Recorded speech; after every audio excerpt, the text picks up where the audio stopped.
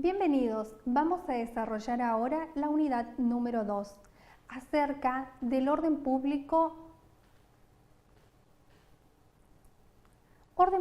laboral. Como expresara López Palomero, siguiendo a Julio Rivera, puede sostenerse que el orden público se identifica con lo que le interesa al orden social o a las instituciones fundamentales del Estado. Resulta el mismo una norma de carácter imperativo, no puede ser suprimida por las partes. Las voluntades de los particulares en nada pueden modificarlo, instaurándose derechos de carácter irrenunciable en donde la autonomía de la voluntad que existe entre las partes se encuentra limitada. Es decir, al resultar dispar la relación laboral, la ley impone a las mismas condiciones inderogables que forman parte de este orden público, no pudiéndose suprimir por la autonomía de la voluntad, más bien ejerce un límite sobre ella. Es decir, para cumplimentarse con aquella norma fundamental de orden público, es necesario equiparar las disparidades que existen en dicha relación. Del texto, por ejemplo, del artículo 1197 del Código Civil, se desprende la autonomía de la voluntad, o lo que se llama pacta sunt servanda, la locución latina, es decir, se respeta la libertad de las partes. Sin embargo, existen excepciones a tal ejercicio, incluso en el propio Código Civil, que muchas veces sirve de soporte, ¿sí?, o de legislación complementaria, si se quiere, al derecho del trabajo. Se ponen limitaciones de tipo del ejercicio regular del derecho, de orden público, de moral y de buenas costumbres. Es decir, de esta manera, el orden público laboral implica que la relación, tanto empleador-empleado, debe respetar condiciones mínimas establecidas en la Ley de Contrato del Trabajo y o los convenios colectivos aplicables. El empresario puede pactar con el dependiente condiciones siempre más favorables para el trabajador, pero nunca más perjudiciales. Esto no constituye, de alguna manera, si se quiere, un detrimento a esa libertad que poseen las partes de negociación o de contratación, sino que son una regulación de carácter netamente protectorio o tuitivo. Así, este orden público consiste en un bloque normativo que está compuesto por normas que son inmodificables por las partes en sentido negativo. Se produce, sí, si se quiere, una limitación a esa autonomía de la voluntad. Vamos a citar ahora un párrafo de la doctora Ferreirós, ¿sí? Es una camarista de la Cámara Nacional del Trabajo, que dice: cuando nos encontramos con leyes imperativas abundantes, como las que advierten en el derecho del trabajo, suele ocurrir que no siempre esa imperatividad sea aceptada de buen grado por todos los ciudadanos, más allá de que sea lo mejor para el conjunto social. O sea, es decir, que muchas veces esta limitación a la contratación o negociación de las partes, si bien constituye un valladar para acciones determinadas de los patrones o empresarios, significa también un resguardo al trabajador, porque recordemos que éste siempre se encuentra subordinado a la autoridad de aquel. Vamos a ver ahora la irrenunciabilidad, ¿sí? Tenemos acá entonces un breve bosquejo de lo que veníamos hablando acerca de la subordinación. Se plantea la cuestión de disparidad. La ley impone condiciones inderogables.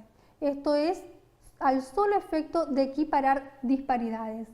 Ahora bien, vamos a ver la irrenunciabilidad. Esta constituye uno de los pilares fundamentales de la Ley de Contrato del Trabajo y también forma parte de este bloque de ordenamiento laboral.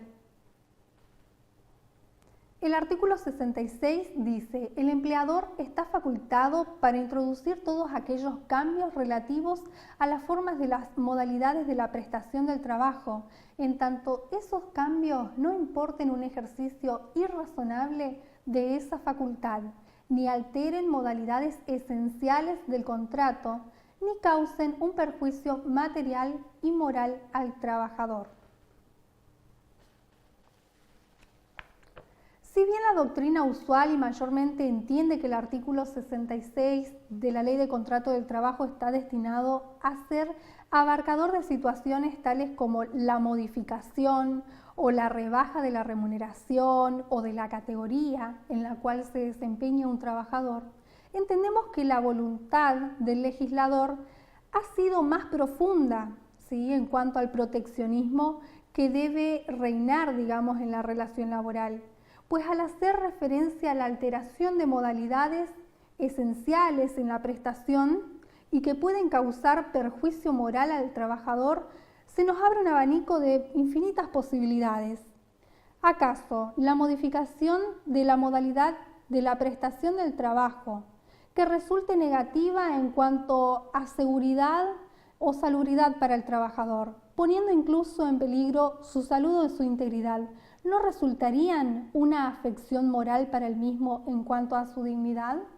¿Y a qué se nos presentan? Podemos, digamos, pensar ejemplos prácticos y nos podemos acordar de los obreros de la construcción sin casco, seguramente. Y bueno, esos son los mínimos irrenunciables. Cuando habla de condiciones menos favorables para el trabajador, podemos encontrar un sinnúmero de ejemplos prácticos, ya sean los andamios, digamos, falta de casco o de cualquier elemento de seguridad en cualquier actividad que realice el trabajador. Por tal motivo, en los casos en los que se afecten derechos laborales o haya una aceptación por parte del trabajador, esa aceptación carecería de valor absoluto, serían nulas cualquier convención al respecto y sobre todo sería un exceso de la facultad por parte del empleador, como lo faculta el artículo 66. Sería ir más allá de aquellas oportunidades de dirección y coordinación que le otorga la ley. Ahora bien, vamos a ver entonces que esto sin duda se relaciona con la parte de derecho constitucional y de condiciones dignas y equitativas de trabajo.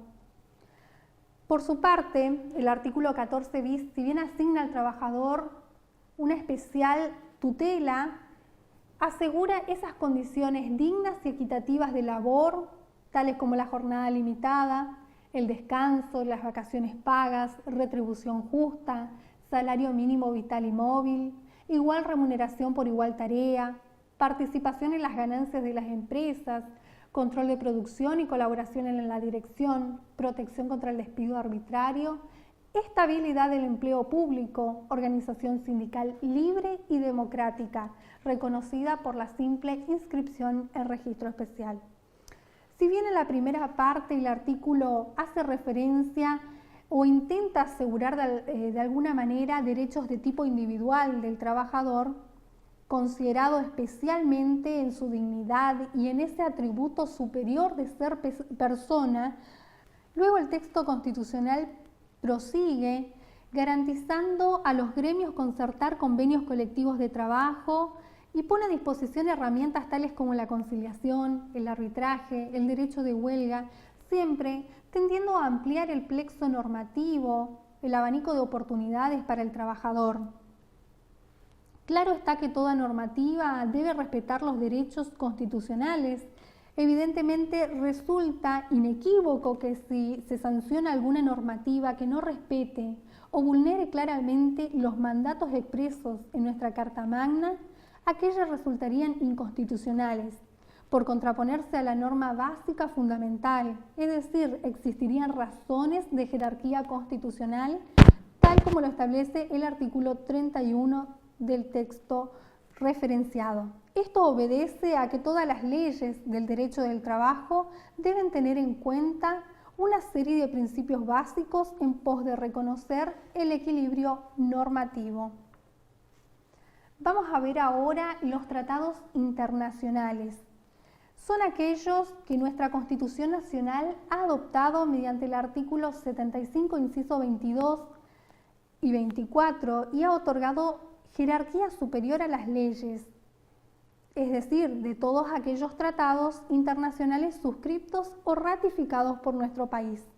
Entre ellos podemos mencionar los siguientes tratados que contienen íncito en su texto y articulado normativas en pos del resguardo de los derechos laborales y de la seguridad social. Tratado de Asunción y Declaración Sociolaboral del Mercosur, 1998. Tratados internacionales de derechos humanos, como la Declaración Americana de los Derechos y Deberes del Hombre, la Declaración Universal de los Derechos Humanos, el Pacto Internacional de Derechos Civiles y Políticos, el Pacto Internacional de Derechos Económicos, Sociales y Culturales. Por otro lado, la Convención Americana sobre Derechos Humanos, o más conocida como Pacto San José de Costa Rica, la Convención sobre la Eliminación de todas las formas de discriminación contra la mujer, la Convención sobre los Derechos del Niño, entre otros.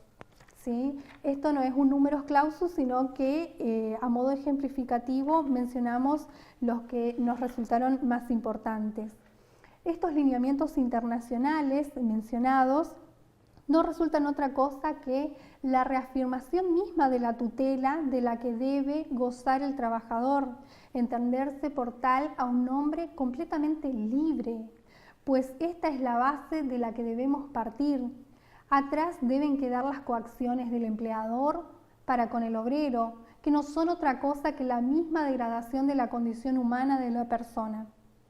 El ser humano posee un atributo superior, y este es la dignidad, la que debe ser respetada, cuyas pautas son fijadas por los distintos tratados, pactos y convenciones internacionales, y a su vez son reconocidos por las legislaciones internas en la materia, sino que a su vez deben ser puestas en práctica por la sociedad toda, ¿sí? No deben ser un lineamiento meramente dogmático o conceptual, sino que también implican de alguna manera una puesta en marcha en la praxis.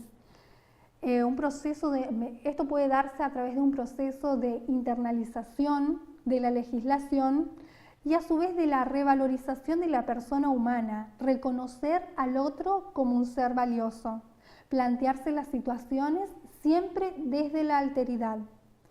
En el caso de la mujer, muy especialmente, deben superarse aquellos viejos vestigios de una sociedad concebida en una perspectiva de género, netamente patriarcal, como se ha dado hasta el siglo pasado, en la cual la mujer se encontraba exenta de participar en actividades cotidianas como el trabajo. Si bien a partir del año 1947, con el voto femenino, la mujer ha tomado un rol más preponderante, no solamente en la vida social y política, sino también en la laboral, que la ha habilitado no solamente en su identidad y en su posibilidad de elegir, sino también a enrolarse en actividades de tipo cívico-militar, etc.